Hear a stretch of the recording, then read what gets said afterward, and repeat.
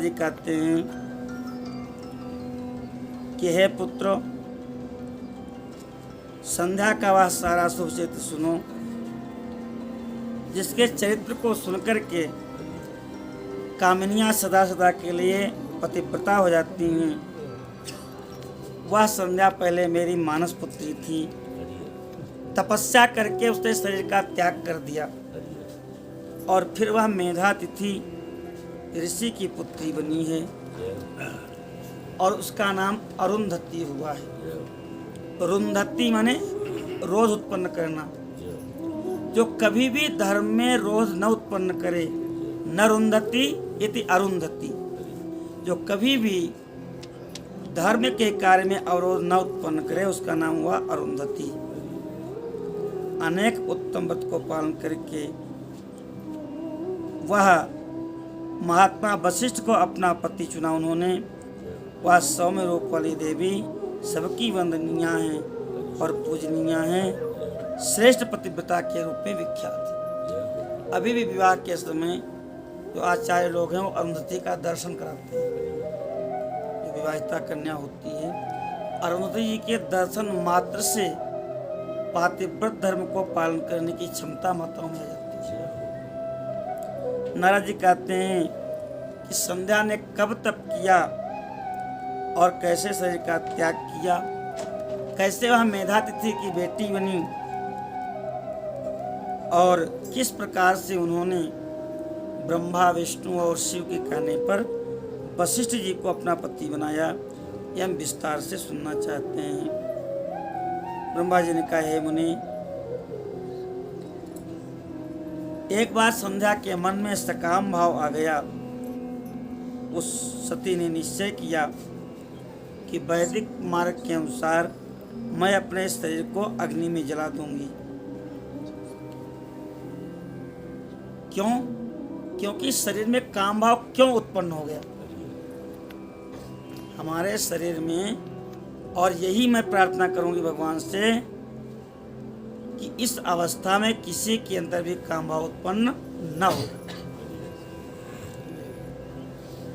इसलिए मैं कठोर तप करके मर्यादा स्थापित करूंगी कि तरुणावस्था से पहले किसी के ऊपर भी काम भाव न जागृत हो। ऐसा निश्चय किया संध्या ने, और इसके बाद मैं इस जीवन का त्याग कर दूंगी। माने जिस शरीर से काम भाव उत्पन्न हो गया, जिस शरीर में काम भाव उत्पन्न हो गया, अब मैं इस शरीर को नहीं रखूंगी। तपस्या करके इसको भस्म कर दूंगी और भगवान से वरदान मांगूंगी कि आज के बाद किसी के अंदर भी तरुणावस्था से पहले काम भाव उत्पन्न न हो। मन ही मन ऐसा विचार करके वह संध्या चंद्रभागा नाम की नदी के, चंद्रभाग पर्वत के ऊपर चंद्रभागा नदी के किनारे गई हैं। दृढ़ निश्चय करके मैं तप करूंगी, लेकिन उनको पता नहीं कि तप कहते किसको। तप करने पहुंच गए, लेकिन तप की विधि नहीं मालूम। ब्रह्मा जी ने कहा, पुत्र वशिष्ठ, तुम ब्रह्मचारी हो, जप तप नियम संयम सब जानते हो। मेरी आज्ञा है कि तुम जाकर के संध्या को ये बताओ कि तप किसे कहते हैं, तप कैसा करना चाहिए, तप की दीक्षा दो। बेटा वशिष्ठ, मनुष्यनी संध्या तपस्या के लिए बैठी हुई है, तुम जाओ और उसको विधि पूर्वक तप की दीक्षा दो। हे नारद जी, जब मैंने वशिष्ठ को इस तरह आज्ञा दी, तो जो आज्ञा का करके तेजस्वी ब्रह्मचारी के रूप में संध्या के पास गए हैं। अद्भुत शोभा है उस सरोवर और पर्वत की। संध्या को देखा है वशिष्ठ जी ने और कहा, है देवी, तुम इस निर्जन पर्वत पर क्यों बैठी हो, किसकी पुत्री हो और बहुत गोपनीय न हो तो मुझे बताने की कृपा करो, मैं जानना चाहता हूँ। महात्मा वशिष्ठ की बातें सुनकर के संध्या ने उनकी ओर देखा, जैसे प्रज्वलित अग्नि ही सामने खड़े हों, ऐसे तेजोमय वशिष्ठ जी ब्रह्मचारी के रूप में खड़े हैं। मानो ब्रह्मचर्य साक्षात मूर्तिमान होकर के आ गया हो, ऐसा दिव्य स्वरूप वशिष्ठ जी का है। उनको देखा कि उनके मस्तक पर जटाएं हैं, अद्भुत शोभा है। ब्रह्मचर्य की शोभा को क्या कहना। संध्या ने उन तपोधन को प्रणाम किया है और बोली, ब्राह्मण, मैं ब्रह्मा जी की पुत्री हूँ, मेरा नाम संध्या है। मैं तपस्या करने के लिए इस निर्जन पर्वत पर आई हूँ। मुझे पता नहीं कि तपस्या कैसे की जाती है। आपसे प्रार्थना है कि मुझे तपस्या का उपदेश दें, मुझे विधि बतावें कि मैं कैसे तपस्या करूं, क्योंकि उसको नियम को जाने बिना मैं तपोवन में आ गई हूं। चिंता से सूखी जा रही हूं, मेरा हृदय कांप रहा है। संध्या की बात सुनकर के वशिष्ठ जी जो त्रिकालज्ञ हैं वो सब जान गए। संध्या मन ही मन तपस्या का निश्चय कर चुकी थी। भगवान शिव का स्मरण करके वशिष्ठ जी ने कहा, देवी, जो सबसे महान और उत्कृष्ट तेज है, जो सबसे महान तप है, वह है भगवान शिव की आराधना। तुम उस परम तेज को धारण करो जो अकेले ही धर्म, अर्थ, काम, मोक्ष सबके आदि कारण हैं, जो त्रिलोकी के आदि सृष्टा हैं, अद्वितीय हैं। ऐसे शिव का भजन करो, तुम्हें सब कुछ मिल जाएगा। ओम नमः शंकराय ओम। इस तरह से सप्त अक्षर का मंत्र दीक्षा दिया और कहा, इसका निरंतर जप करते हुए तुम मौन रहो। परमात्मा भाव में स्थित होना ही मौन का लक्षण है। आप जिह्वा से चुप हो जाएं और मन से संसार का चिंतन करें तो ये मौन बिल्कुल नहीं है। अंदर से भी बिल्कुल मौन हो, कोई भी तरंग संसार की तरफ न उठे, केवल भगवान की तरफ ही तरंग उठे और जप होता रहे, ऐसा भाव।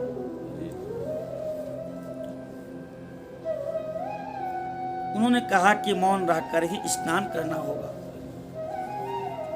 स्नान मौन ही करना चाहिए। यहाँ तप्त कुंड में लोग कितना हल्ला मचाते हैं, है ना। कोई अगर चाहे कि तर्पण कर लें तो नहीं कर सकते, पूरा कोलाहल मचाते। कभी भी जो पुण्य स्नान है मौन होकर के करना चाहिए। मंत्र आदि मन से आप जपो तो इष्ट आपके सुन ही रहे हैं। चींटे के पग नूपुर बांधे तो भी साहब सुनता है, और हल्ला मचाने से और लोगों को विक्षेप होता है। तो मौन होकर के स्नान करो और मौनालंबन पूर्वक ही महादेव जी की पूजा करनी होगी।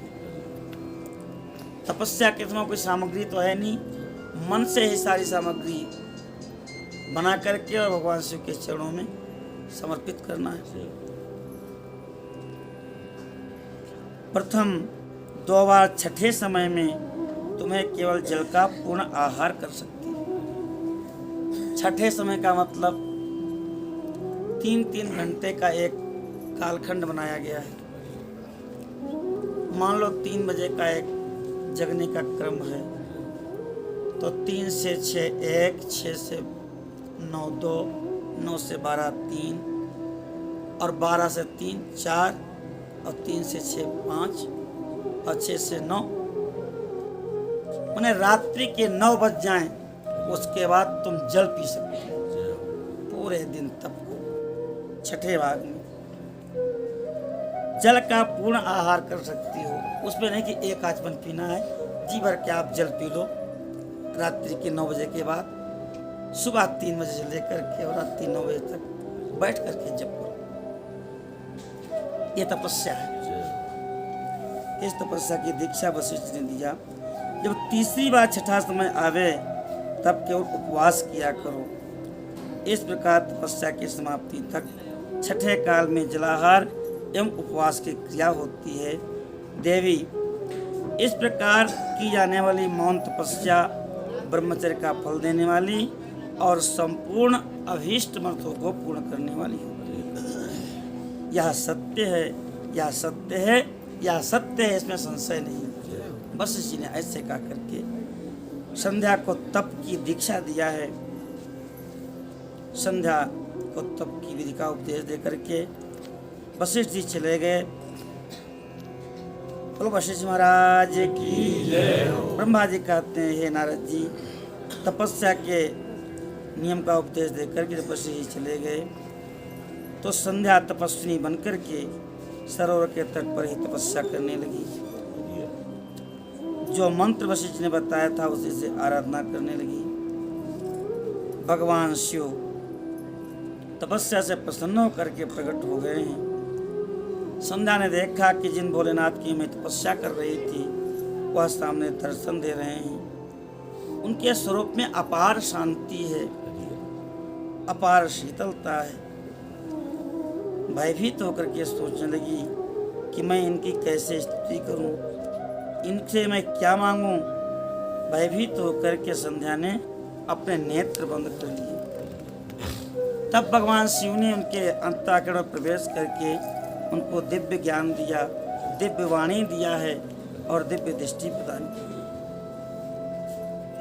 अब तो संध्या स्तुति करने लगी भगवान शिव की, अद्भुत स्तुति किया भगवान शिव की।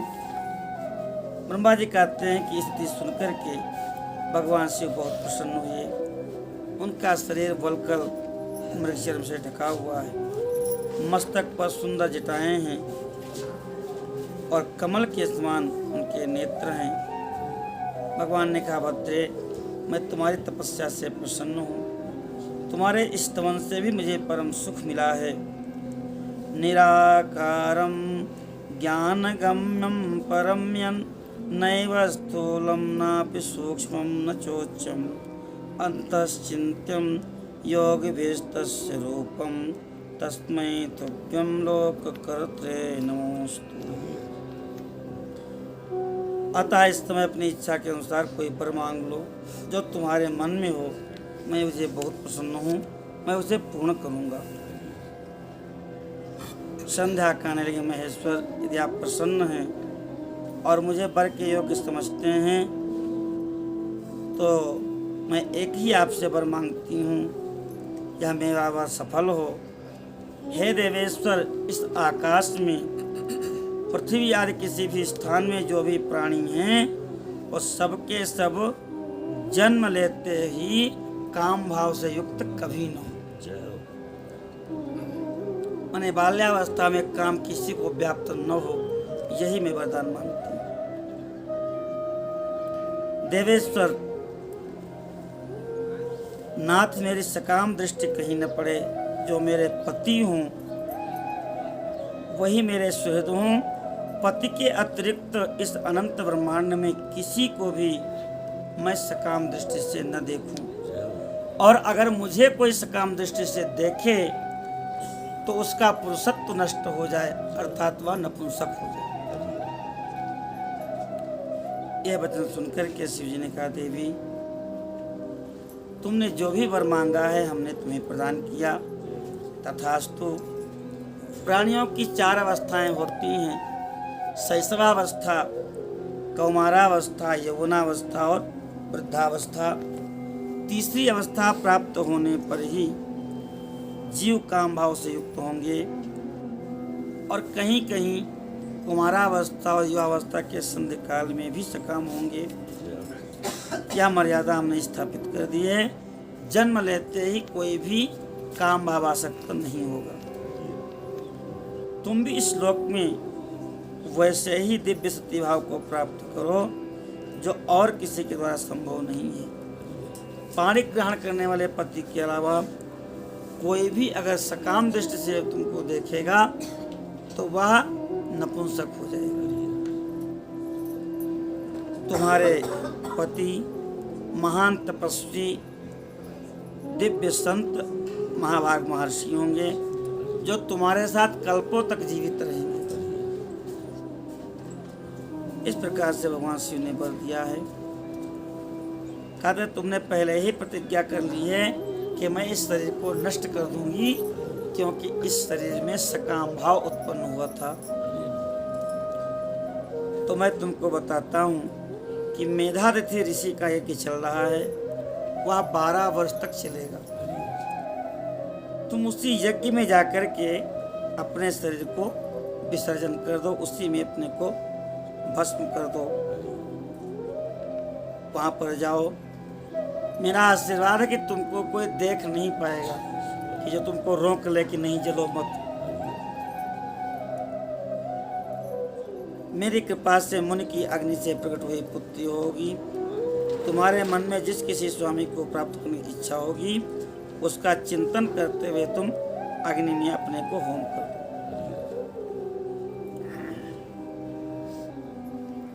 इस प्रकार से भगवान शिव ने वरदान दिया है। कहते हैं कि चतुर्युगी का सतयुग बीत जाने पर त्रेता के प्रथम भाग में दक्ष के बहुत सी कन्याएं हुई और उन्होंने अपनी कन्याओं का यथायोग्य वरों के साथ विवाह कर दिया। 27 कन्याओं का विवाह चंद्रमा के साथ किया है, लेकिन चंद्रमा ने एक ही पत्नी रोहिणी के साथ विशेष प्रेम किया। क्रोधित होकर दक्ष ने श्राप दे दिया और उनको क्षय रोग हो गया। तब सबके सब मिलकर के ब्रह्मा जी के पास आए हैं। ब्रह्मा जी ने को तब देखा ही नहीं। ब्रह्मा जी ने आकाश की ओर देख करके चंद्रमा को पुनः अपने से प्राप्त करें, ऐसा उद्देश्य रख करके एक नदी की सृष्टि की है जो चंद्रभागा के नाम से प्रसिद्ध हुई और वहीं पर मेधातिथि उपस्थित हुए हैं। तपस्या के विषय में मेधातिथि से बढ़ के कोई भी नहीं है। महर्षि ने विधि विधान के साथ ज्योतिष्टोम नाम का यज्ञ आरंभ किया है। वहीं पर अग्नि प्रज्वलित हो रही है और उसी अग्नि में तुम अपने शरीर को आहुति दे दो। ब्रह्मा जी कहते हैं कि भगवान शंकर की कृपा से उस संध्या को किसी ने नहीं देखा और वह उसी स्वरूप का चिंतन कर रही थी, ब्रह्मचारी स्वरूप का, वशिष्ठ जी का, जिन्होंने दीक्षा का उपदेश दिया था।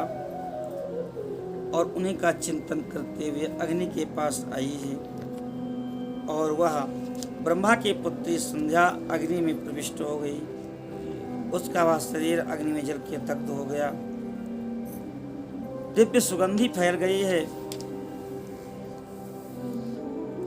उसने उस स्वर्णमय शरीर को जला करके शुद्ध किया और सूर्य मंडल में पहुंच गई। तब सूर्य ने पितरों और देवताओं की तृप्ति के लिए उसे 2 भागों में विभाग करके रथ में स्थापित कर दिया। हे मुनीश्वर नारद, उसके जब 2 भाग हुए तो एक का नाम हुआ प्रातः संध्या और दूसरे का नाम हुआ सायं संध्या, जो दिन और रात के मध्य में होने वाली अंतिम संध्या है।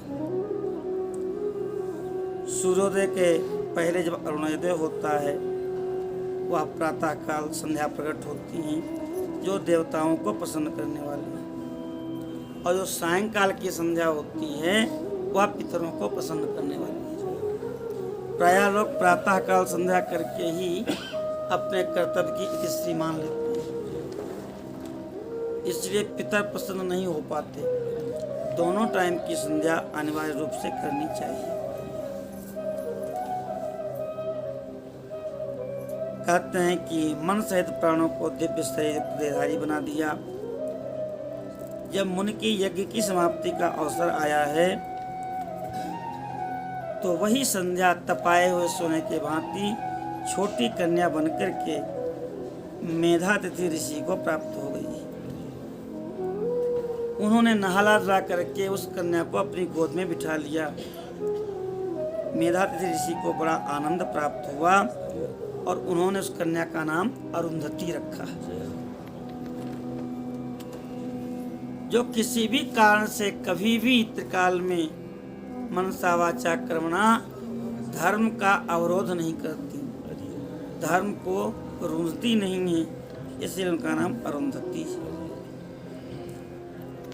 जब समस्त यज्ञ संपन्न हो गया, अपने शिष्यों के साथ उस कन्या को लेकर के मेधातिथि आश्रम में आए हैं। धीरे धीरे वह कन्या विवाह के योग्य हो गई तब विष्णु महेश्वर ब्रह्मा तीनों ने मिलकर के वशिष्ठ के साथ उनका विवाह कर दिया। अरुंधति वशिष्ठ भगवान की मेधातिथि ऋषि की पुत्री ब्रह्मा के पुत्र वशिष्ठ दोनों का विवाह संपन्न हुआ। अरुंधति पतिव्रताओं में सर्वश्रेष्ठ है। जैसे भगवती पराम्बा शिव का कभी त्याग नहीं करती हैं, ऐसे ही माता अरुंधति भी कभी वशिष्ठ का त्याग नहीं करती। सप्तर्षियों की जब पूजा होती है तो और ऋषियों की पत्नियों की पूजा तो नहीं होती, लेकिन अरुंधति की साथ में ही पूजा होती है, पर कभी भी महर्षि वशिष्ठ का त्याग नहीं करती।